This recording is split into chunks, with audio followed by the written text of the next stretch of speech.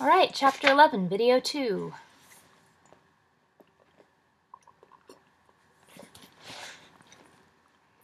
Bentley went into the house. Dietrich Christine stood looking toward the woods where Helga's body had been found. What does it mean, he thought, that he no longer has this stone? To find it was to give him supernatural powers. What happens to him if he loses it? Does he cease to be this eternally returning person? It is important to Ombra that the boy be separated from the stone. Why? Bentley came down the porch steps carrying the medicine bag in both hands. Ombra made it happen, didn't he? Yes, the old man answered. But how did he make a bobcat? Why? We will see what we will see, Dr. Christine answered. Now let us go attend to Sally, first things first. Richard was sitting in the living room when they came in. He rose. I don't know what's the matter with her, he said. His face was taut and frightened. I will find out, Dr. Christine said quietly.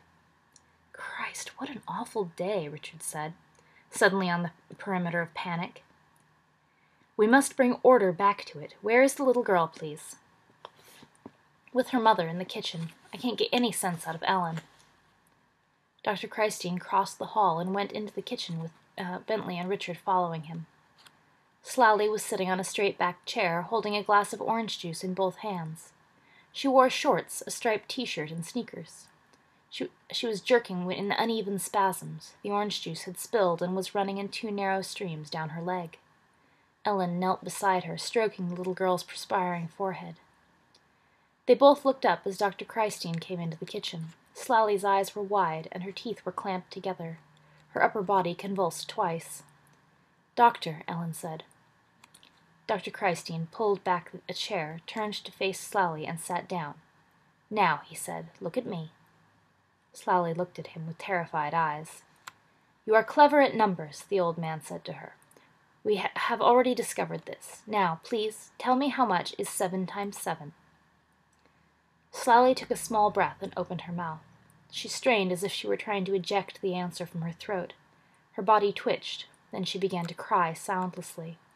Shush, Dr. Christine said, leaning forward and patting her knee. Do not be afraid. You will talk to Bentley again. We will try another problem. If you cannot speak the answer, perhaps you will hold up some fingers and show me what it is. How many times does 12 divide by 4, please? Show me the answer. Sally took her left hand off the orange juice glass. She raised it. Her fingers were crumpled into her palm. She looked at her hand, then she began to cry again. Oh, my God, Ellen whispered, tears running down her cheeks as she gazed at Sally sitting on the chair. Please, Dr. Christine said calmly. We will not make a big fuss over a business that is going to pass. He turned to Bentley. The bag, if you please. Bentley set it down beside him. Now, the old man said, bending over and rummaging among the bottles and instruments. We will speak frankly about what is happening. He straightened up, with a brown plastic pill bottle in his hand. You have seen something terrible this morning. Do not think about what you saw, just realize that it was terrible. Sally stared at him. Her eyes were large and filled with tears. Kitty, could you find somewhere else to scratch your little face? Other than the cover of my book. When anybody sees such things, they are shocked, Dr. Christine continued, looking at her. We understand much about shock, but not everything. It does strange things to us. Do not feel bad that you cannot talk. It is not your fault. It is the shock doing it to you. He took out 2 pills and handed them to her. If you go to sleep, your mind and body will relax. Sometimes this stops what the shock has done. Swallow these, please. Sally tried to hold out her hand. Ellen took the pills, put one in Sally's mouth, and helped her drink some orange juice, then the second pill. Very well, Dr. Christine said. These will make you go to sleep all day. When you wake up, I will come see you, and you will do some multiplications and divisions for me. Ellen took Sally up to her room. When she came down, Richard and Dr. Christine were drinking coffee in the kitchen and talking about Helga. Bentley was slumped across the table, his face pushed to one side by the hand he leaned it on. Ellen sat down. She's mute, she said. Dr. Christine nodded. Perhaps because speaking is so important and sensitive a matter with her, the shock affected her there first. "But will it wear off?" Ellen asked. "Yes, I believe so," the old man said.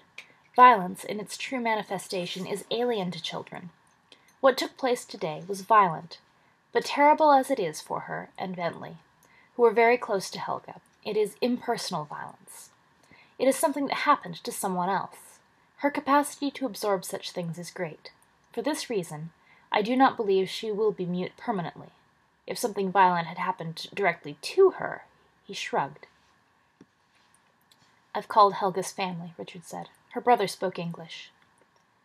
The old man looked at his hands. "There are no words to change what has happened." He looked up. "But we continue, and must do our best with our lives." He went upstairs with Bentley. When they had gone, Ellen said, "It's all changed." "What's changed?" Richard asked. "Poor Helga," Ellen answered, staring at the wall. "Last night she had a letter from her mother with some photographs. It made her cry." "Nothing's changed," Richard said. "Nothing between you and me." Ellen didn't answer him.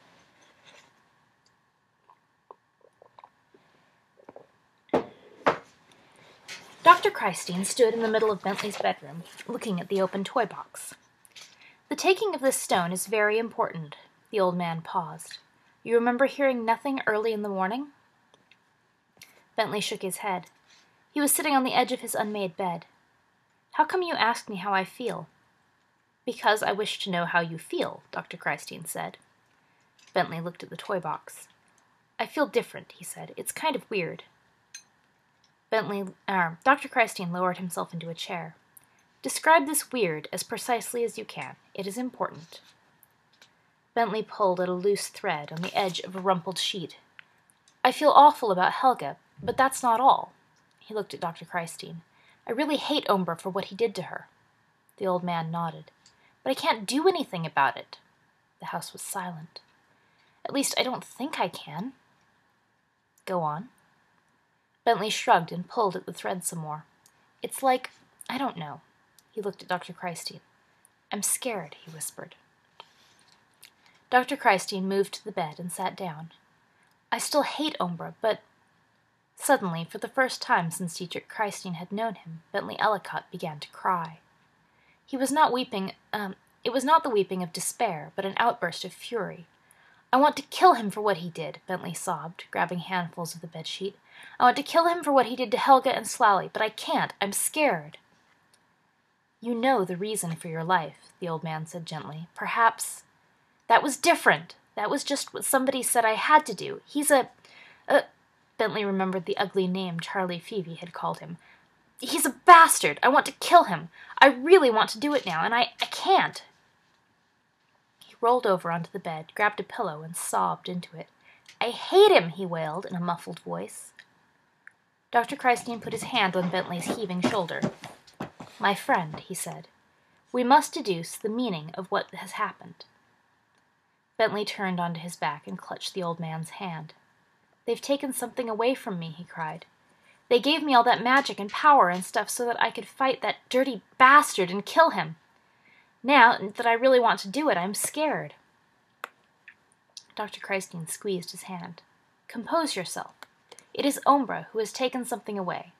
Now we will find out precisely what it is you have lost." Bentley lay weeping for a moment. Then he pulled his hand from Dr. Christine's and stood up. He sucked in air and swallowed a few times. "How?" he asked. Dr. Christine stood up, moved back across the room to the chair, and seated himself again. "These noises and voices from the past that you can hear," he said. "You will listen." Bentley sat on the bed, wiping his eyes with a corner of the sheet. He looked at the far wall of the bedroom. His sobbing had stopped. Dr. Christine studied him. "What do you hear?" he asked. "Helga." "Good. What is she saying?" "She's crying." "What else?" She's talking to Ellen." He swallowed hard. "She's talking about memories." The old man contemplated him for a moment. "So," he said, "already we have established something. Your magic has not been taken away from you." Bentley lowered the sheet. His urge to cry had passed. "Yeah, but I still feel weird. Suddenly he erupted all over again. "I'm gonna kill him," he yelled, slamming his fist into the pillow. "I don't care if they take everything away from me. I'm gonna find the stone and then kill the bastard." "Shush," Dr. Christine said. "The situation is too serious for such theatrics." He regarded the ceiling for a moment. "Yeah," he said. "Now we know why he tried to make you throw away this stone. Without it, you have lost the supra-will." Bentley looked puzzled. "I don't know what that means." Dr. Christine took off his brown fedora and held it in his lap. "In the old stories," he said, "the heroes took many winding roads. They made mistakes. They committed wrong, sometimes wicked acts. Some of them you wouldn't want to have as a friend. All of this was, I think, the ordinary mortal in them acting out its life." The old man wiped his brow with his handkerchief. "Today," he said, "it is hot." He sniffed. "Even though they lived as ordinary people, the heroes in the old stories knew what most people never know. They understood the purpose of their lives. They moved steadily toward their rendezvous with this terrible prince. That was their destiny. Only they and the people closest to them were aware of this secret." Bentley looked out the window, then back at Dr. Christine. "If I'd been an ordinary kid, Helga wouldn't have died. Slally wouldn't. You have been given a great burden, also a great gift. To know why we live is a miracle in itself. This capacity of the heroes of legend to see what lay ahead of them, and bend their fates toward it, was the part of them that was terrible, beautiful, and unafraid. It was their supra-will. Death did not concern them because these men knew that only the mortal part of themselves would die." Again he stopped speaking. Bentley stared at a crack in the pale blue wall that he had studied countless times before. It was a series of lines, like a mosquito's leg. "I'm scared," he said, softly and fiercely. "But I'm going to get the stone back." "It is a very small object," the man answered. "The world is a very large place." Bentley nodded. His anger was replacing the power that Prince Ombra had stolen from him. "You will have to use your own very ordinary willpower. This will not be easy." "I'm still going to find it," Bentley said. "Our friend Ombra will do anything he can to stop you," Dr. Christine said.